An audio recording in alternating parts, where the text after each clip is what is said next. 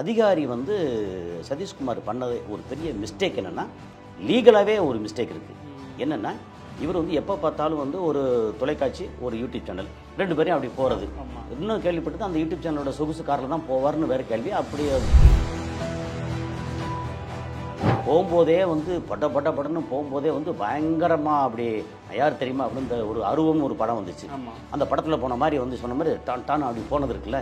போகும்போது இந்த பண்ணவங்க தப்பு பண்ணாங்களா தப்பு பண்ணலையா அப்படின்னு ப்ரூவ் பண்ணுறதுக்கு முன்னாடியே இவர் தாட் போட்டு பண்ண விஷயம் வந்து ரொம்ப வைரலாக பரவிடுச்சு.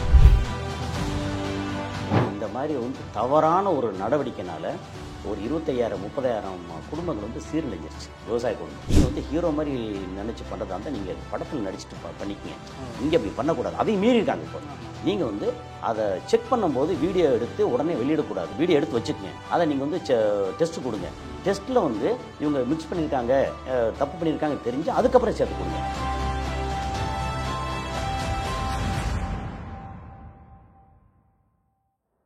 செய்தி மலர் நேயர்களுக்கு வணக்கம். இன்று நம்முடன் இருப்பது வேளாண்மை பட்டதாரி மற்றும் உலக செய்தி பகுப்பாய்வாளர் திரு கசாலி அவர்கள் நம்முடன் இருக்காங்க. வணக்கம் சார். வணக்கம் கௌதம். நல்லா இருக்கீங்களா? நல்லா இருக்கேன் கௌதம். நல்லா இருக்கீங்களா? நல்லா இருக்கேன் சார். சார், இன்னைக்கு நம்ம பேச போகிறது என்னன்னா, தர்பூசணி அந்த பழத்தோட சர்ச்சைகள் நிறைய பேசிட்டு இருக்காங்களே. ஆமாம், அது இப்போ ஓஞ்ச மாதிரி இருக்குது. ஆனால் பரவாயில்ல. அது என்னன்னா, அந்த விவசாயிகள் பயிரோட்டங்கள் விவசாயிகள் வந்து ரொம்ப கஷ்டத்துலையும் நிறைய வீடியோ பார்க்கலாம் சோசியல் மீடியாவில். அது நிலைமை என்ன? அது உண்மைதானா? கலப்படம் உண்மைதானா இல்லை? அதாவது அந்த அதிகாரி வந்து பண்ணது தப்பா ரைட்டா அப்படின்னு ஒரு பக்கம் டிபேட்டு போகுது. போயிருச்சு, நிறையா போயிருச்சு. அவர் மக்களுக்கு அவேர்னஸ் பண்ணது கரெக்டு. ஒரு தேனில் கெட்ட டூப்ளிகேட் எப்படி, ஒரிஜினல் எப்படி, நெய்யில் டூப்ளிகேட் எப்படி, ஒரிஜினல் எப்படி, தேயிலை இருக்குல்ல, தேயிலில் வந்து தண்ணியில் வந்து சாதாரண தேனில் போட்டு பார்த்தா இது வந்து சாயம் இறங்கல அப்படின்னு போட்டு பார்த்தது. அது இல்லாமல் மிளகு இருக்குல்ல, அந்த மிளகுல வந்து வேற ஒரு விதையை வந்து காய வச்சு மிளகுன்னு சொல்லி விற்கிறது, அல்லது மிளகோட அந்த எசன்ஸ் அந்த ஆயிலெலாம் உறிஞ்சிட்டு சக்கையை போட்டு கொடுக்கறது. அப்படின்னா அந்த அவேர்னஸ் பண்ணதெல்லாம் வந்து அவர் பண்ணது கரெக்டு. நிறைய பண்ணியிருக்காரு. அது மாதிரி நிறைய பண்ணியிருக்காரு. அதெல்லாம் கரெக்டு. அவரை பற்றின விஷயம் சொன்னோம்னா, இப்போ இந்த தர்பூசணி பழம் இருக்குல்ல, அதுக்கு வருவோம். அது போக சில இந்த பட்டாணி இருக்குல்ல, பட்டாணியில் வந்து நல்ல பச்சை கலர் வரணுங்கிறதுக்காக வந்து அதுக்கு ஒரு கலர் வச்சு நல்லா மிக்ஸ் பண்ணி போட்டு அதுக்கப்புறம் வந்து விற்கும் பார்த்தா பளபளன்னு இது இருக்குது, தண்ணியில் போட்டால் கலர் வருது.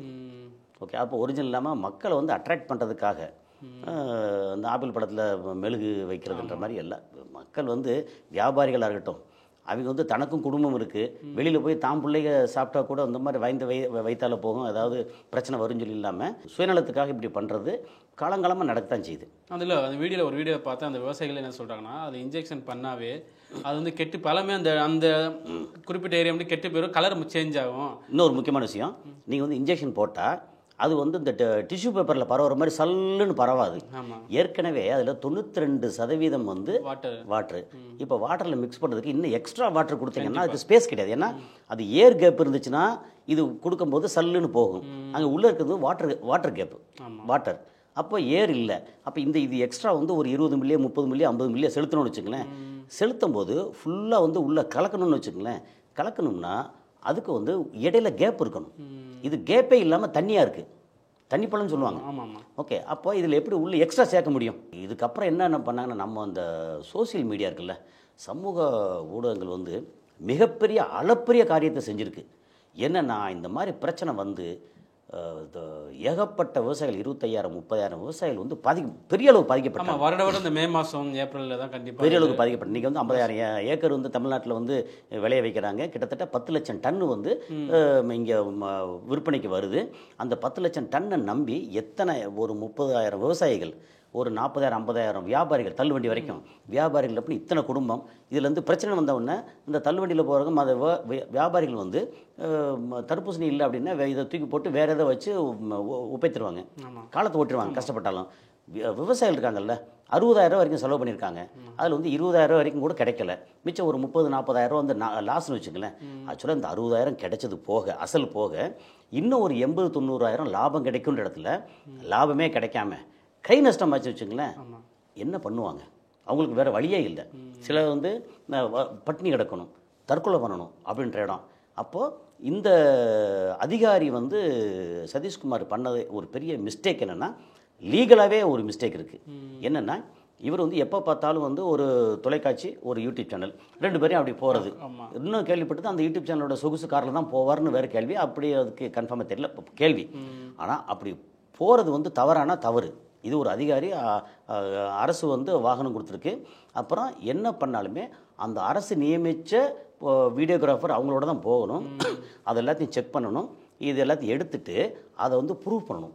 எங்கே ப்ரூவ் பண்ணதுன்னா இப்போ வந்து ஒரு ரேண்டமாக வந்து ஒரு 20 கடை 30 கடையில் வந்து ஒன்று 2 3 பழங்களில் ரேண்டமாக எடுத்து கொண்டு போய் ஐ திங்க் கிங் இன்ஸ்டியூட்டை சம்திங் வந்து கிண்டியில் இன்ஸ்டியூட் இருக்குது, அந்த செக் பண்ணுற இன்ஸ்டியூட் இருக்குது, அங்கே போய் கொடுத்து அஃபிஷியலாகவே கொடுத்து இது வந்து அதில் அங்கே வரும்போது கடை நம்பர் லாட், அந்த கடை நம்பரு அதெல்லாம் இப்போ பழம் 1 2 3 அப்படின்னு சொல்லி போட்டு லாட்டு பிரிக்க முடியும். அதெல்லாம் வந்து அஃபிஷியலாக எல்லாம் பண்ண முடியும். கொண்டு வந்து இங்கே வந்து செக் பண்ணிட்டு 100 காய் எடுத்தோம்னு வச்சுக்கோங்களேன், 100 காயில் இத்தனை காயில் வந்து இது இன்ஜெக்ட் பண்ணப்பட்டிருக்கு, இத்தனை காயில் இன்ஜெக்ஷன் இல்லை அப்படின்னு சொல்லி அங்கே வந்து லீகலாக அவங்க வந்து சர்டிஃபை பண்ணால் அந்த சர்டிஃபிகேட்டு அந்த டைமில் ஏற்கனவே எடுத்துருப்பாங்கல்ல வீடியோ ஃபோட்டோ, அதை எடுத்து இந்த மாதிரி பண்ணிட்டாங்க, இந்தந்த கடையில் இருந்துச்சு, இந்த கடையை சீல் வை, அவங்களுக்கு வந்து லட்சக்கணக்கில் வந்து ஃபைனை போடு, கோர்ட்டில் இழுத்து கொண்டு போ அப்படின்னு பண்ணால் பயப்படுவாங்க. அதை விட்டுட்டு போகும்போதே வந்து படன்னு போகும்போதே வந்து பயங்கரமாக அப்படி யார் தெரியுமா அப்படின்னு இந்த ஒரு அருவம்னு ஒரு படம் வந்துச்சு. அந்த படத்தில் போன மாதிரி வந்து சொன்ன மாதிரி டான் அப்படி போனது இருக்குல்ல, போகும்போது இந்த பண்ணவங்க தப்பு பண்ணாங்களா தப்பு பண்ணலையா அப்படின்னு ப்ரூவ் பண்ணுறதுக்கு முன்னாடியே இவர் தாட் போட்டு பண்ண விஷயம் வந்து ரொம்ப வைரலாக பரவிடுச்சு. என்னென்னா ஒரு அதிகாரி சொன்னால் மக்கள் நம்புவாங்க. ஏன்னா இவர் ஏற்கனவே நிறைய நல்ல விஷயங்களை சொல்லி தன் பேரை வந்து ப்ரூவ் பண்ணவர். இப்போ இதை சொன்ன உடனே ஐயோ தடுப்பூசி படத்தில் இது போச்சே அப்படின்னு எல்லாம் பண்ணிட்டாங்க. மக்கள் வந்து நிராகரித்தா தள்ளுவண்டியில் வியாபாரம் இல்லை, ஹோல்சேலில் வியாபாரம் இல்லை, வியாபாரம் அங்கே இது வந்து வியாபாரிகளுக்கு ரொம்ப நஷ்டமா இல்லை விவசாயிகளுக்கு ரொம்ப நஷ்டமா? 2 பேருக்குமே நஷ்டங்க. வியாபாரிக்கு வந்து ஒரு ஆல்டர்னேட் இருக்குது. தள்ளுவண்டி கடைக்காரன் வந்து தர்பூஸ் பழம் விற்கலாம், சாத்துக்குடி விற்றுருவான், தேங்காயை விற்றுருவான், என்னத்தையாவது காய்கறி விற்றுருவான், அவன் வந்து பண்ணிடுவாங்க. ஹோல்சேல் வாங்குறாங்க இல்லையா, தர்பூஸ் இந்த வருஷம் வந்து பிளான் பண்ணியிருப்பாங்க, அது இல்லை அப்படின்னா வேறு ஏதாவது ஆல்டர்னேட் பண்ணிடுவான். அவங்களுக்கு நஷ்டம் தான், ஆனால் அவங்களுக்கு வந்து சாப்பிட வழி இல்லாத அளவுக்கு நஷ்டம் இல்லை. ஆனால் விவசாயம் இருக்காங்கல்ல, இது 3 மாதம் பயிர், ஓகே, இதை வந்து போட்டோம். இப்போ வந்து முதல் பறிப்புலேயே இந்த மாதிரி பிரச்சனை வந்துருச்சு. பிரச்சனை வந்தவுடனே என்ன நடக்கும், அவங்களுக்கு இல்லை அழிச்சு கழிச்சு நான் திரும்ப வேறு ஏதாவது போட முடியாது. அப்போ விவசாயிகள் வந்து இன்னொன்று 10 லட்சம் டன் அப்படின்னு எடுத்தாச்சுன்னா ஒரு டன்னுக்கு 200 காய் அப்ராக்சிமேட்டாக வச்சுக்கோமே, 200 காய் இன்ட்டு 10 லட்சம் அப்புறம் 20 கோடி காயின்னு வச்சுக்கோங்களேன். 20 கோடி காயில் வந்து இன்ஜெக்ஷன் போட்டுக்க முடியுமா? இல்லை, அல்லது ரேண்டமாக அங்கங்கே போட்டால் கூட எதுக்கு போடணும் அப்படின்னு இருக்குல்ல. இது வந்து தெரியாமல் இந்த மாதிரி வந்து தவறான ஒரு நடவடிக்கைனால ஒரு 25,000 30,000 குடும்பங்கள் வந்து சீரழிஞ்சிருச்சு, விவசாய குடும்பம். சோசியல் மீடியா பார்த்துருப்பீங்க, அந்த விவசாய பயிரிட்டம் எல்லாமே தர்பூசணி ரோட்டில் ஐயோ உடைச்சு அங்கே ப்ரெஸ் கிளப்பில் ப்ரெஸ் மீட்டு கொடுத்து இதை கொடுத்து வைத்தறிச்சல் தானே. ஒருத்தர் பண்ணுற தப்பு, அவர் பண்ணதுக்கு காரணம் வேற சொல்கிறாங்க. அந்த காரணம் வந்து ப்ரூவ் பண்ணப்படலை. அதே நேரத்தில் என்ன ஒரு விஷயம்னா இருக்கலாமோன்னு தோணுது. இந்த பன்னாட்டு குளிர்பானம் கோகோ கோலா பெப்சி அதுன்னு சொல்லி சம்மந்தப்பட்டது இருக்கு இல்லையா, அவங்களோட தேவைக்காக இவங்க வந்து இந்த இதை ஒழிச்சிட்டாங்க. கிட்டத்தட்ட அவங்களுக்கு வந்து இந்த தர்பூஸ் பழத்தினால தர்பூஸோட மொத்த வியாபாரம் எடுத்தேன்னா ஒரு 800-900 கோடி ரூபாய். ஓகே, கார்பரேட் கம்பெனியோட வருமானம் அதிகமாகணும் அப்படின்ட்டு ஜூஸ் வருமானம் பாதிக்கப்படுது. அதிகமாக இல்லை, வர்ற வருமானம் வேணும். இது 800-900 கோடி ரூபா வந்து இது விற்பனை. அதோட இந்த விற்பனை சரிவு இருக்குல்ல, 2000-2500 கோடி ரூபா இந்த பீரியடில். அப்போ அவங்களுக்கு இவ்வளோ சரிவுன்னா எப்படி சும்மா இருப்பாங்க? ஒரு மக்கள்கிட்ட ஒரு பயத்தை காமிச்சிட்டு யாரும் இதை சாப்பிட மாட்டாங்க. அதை தாண்டி இன்றைக்கி கரண்ட்டில் என்ன பொசிஷன்னா, இன்றைக்கி வரும்போது கூட வந்து ஒரு தள்ளி வண்டி காட்ட பேசிட்டு வந்தேன். ஃபுல்லாக வந்து தர்பூஸ் பழம் தான் வச்சுருந்தார். அந்த வண்டியில் கிட்டத்தட்ட ஒரு 50 பழங்கள் பக்கம் இருக்கும். நிறுத்தி அவர் வந்து வீடியோ எடுக்கலை, அவர் வந்து வேண்டாங்க அப்படின்னு சொல்லிட்டார். நீங்கள் சோசியல் மீடியாவில் போட்டு ஏன் முகமெல்லாம் வேண்டாம் அப்படின்ட்டார். நான் பேசினேன். என்ன சொன்னார்னா, உண்மையிலேயே தர்பூஸ் பழத்தை பார்த்தாலே மக்கள் வந்து பயந்து ஓடின இது இருந்துச்சு.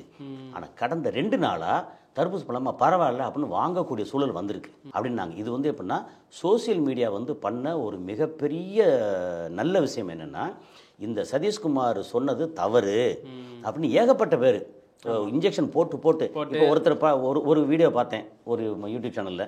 இங்கே ஒரு இன்ஜெக்ஷன் போடுறாங்க, அழுத்த முடியலை, எடுத்து இங்கே போடுறாங்க, அங்கே போடுறாங்க. 4வது இடத்துல போடும்போது 3லேருந்து ஊற்று மாதிரி வருது, இது வருது. அப்புறம் வந்து இந்த பரிதாபங்கள் பார்த்திங்கன்னா அவங்க வந்து வச்சு செஞ்சுட்டாங்க.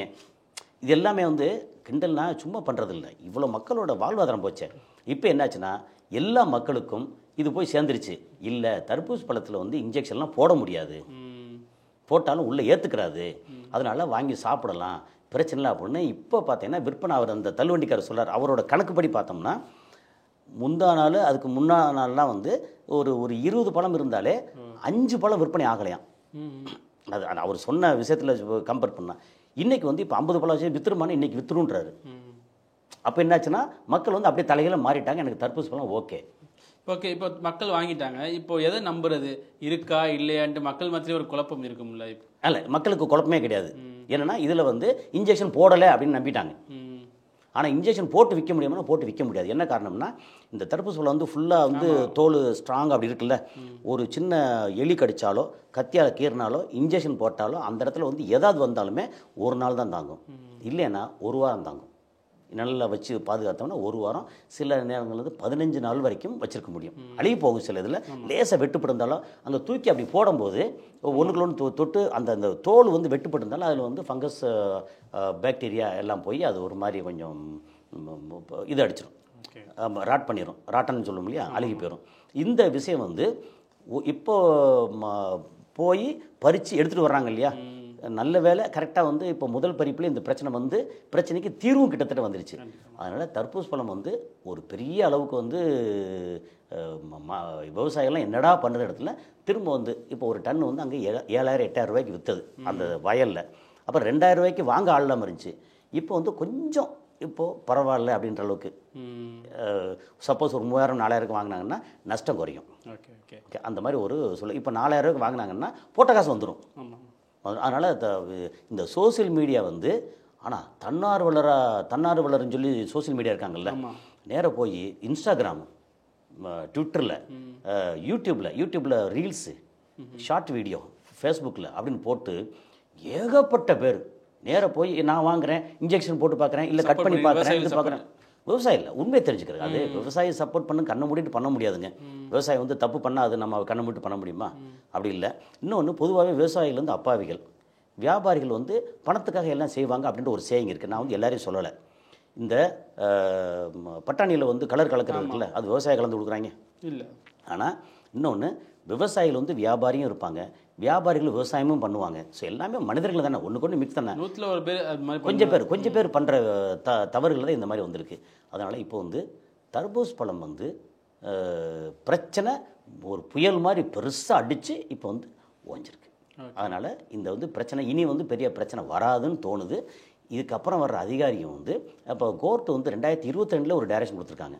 நீங்கள் வந்து ஹீரோ மாதிரி நினச்சி பண்ணுறதா இருந்தால் நீங்கள் படத்தில் நடிச்சுட்டு பண்ணிக்கங்க, இங்கே அப்படி பண்ணக்கூடாது. அதையும் மீறியிருக்காங்க. இப்போ நீங்கள் வந்து அதை செக் பண்ணும்போது வீடியோ எடுத்து உடனே வெளியிடக்கூடாது. ஓகே, நீங்கள் வீடியோ எடுத்து வச்சுக்கோங்க, அதை நீங்கள் வந்து டெஸ்ட்டு கொடுங்க. டெஸ்ட்டில் வந்து இவங்க மிக்ஸ் பண்ணியிருக்காங்க, தப்பு பண்ணியிருக்காங்க தெரிஞ்சு அதுக்கப்புறம் சேர்த்து கொடுங்க. அப்போ நீங்கள் கூட்டு போகிறது வெளியில் உள்ள ப்ரைவேட்டு இது இருக்கு இல்லையா, தொலைக்காட்சியவோ அல்லது ப்ரைவேட் யூடியூப் சேனலையோ கூட்டு போகக்கூடாது. கவர்மெண்ட்டு கொடுத்த சினிமாட்டோகிராஃபர், வீடியோகிராஃபர் அவங்கள தான் நீங்கள் கூட்டு போகணும் அப்படின்னு சொல்லி கோர்ட்டு டைரக்ஷன் 2022 கொடுத்துருக்கு. ஆனால் அதுக்கப்புறமா அதை மீறி எல்லாம் பண்ணி தாட்புட் பண்ணி அதுக்கப்புறம் வந்து இந்த பிலால் உணவகத்தை சீல் வச்சு, எப்போவுமே ஒரு சாப்பாடு விஷயத்தில் அவங்க வந்து ராட்டன் அழுகி போனது போடுறாங்க, வயிற்றால போகுது அப்படின்னா யாரும் வந்து அந்த ஹோட்டலில் சப்போர்ட் பண்ண மாட்டாங்க. ஆனால் நீங்கள் வந்து ஹீரோயிசம் பண்ணுறதுக்காக எல்லாத்தையும் தாட்புட் ஆரம்பத்தில் பண்ணுறீங்கல்ல, அப்போ என்னாச்சு, அந்த ஹோட்டலில் இழுத்து மூடிட்டாங்க, அந்த இன்வெஸ்ட்மெண்ட் எல்லாம் போச்சு, இது போச்சு. நீ தப்பு பண்ணால் அதுக்கு வந்து பெரிய ஃபைனை போட்டு இனிமேல் மற்றவங்களுக்கு ஒரு பாடமாறு. இல்லை நீங்கள் வந்து வியாபாரிகள்கிட்ட போய் அங்கே போய் செக் பண்ணுற பட்டாணி வந்து பச்சை கலர் வருது, அப்போ அந்த கடையை மேலே சீல் வச்சு கோர்ட்டில் இழுத்து போய் அதுக்கப்புறம் இனிமேல் தொழிலே பண்ண முடியாத மாதிரி பண்ணு. நீங்கள் வந்து தப்பு பண்ணால் அதுக்கு தண்டனை கரெக்டாக வாங்கி கொடு. இது வந்து இந்த மாதிரி பண்ணாதீங்க, இங்கே இப்போ எடுத்துகிட்டு வந்தேன் இங்கே பண்ணிட்டாங்க அப்படின்னா அதையே சும்மா விட்றீங்க. அப்போ வியாபாரிகளை பார்த்தா பயமா? அப்படின்னு கூடாது, எல்லாரும் சமம் அப்படின்னு வரணும். அதில் தர்பூஸ் பழம் வந்து நிறையா பேருக்கு வந்து ஒரு அறிவு கண்ணை திறந்திருக்குன்னு சொல்லலாம். கண்டிப்பாக. ரொம்ப நன்றி சார். அருமை. இந்த வாய்ப்புக்கு உங்களுக்கு நன்றி.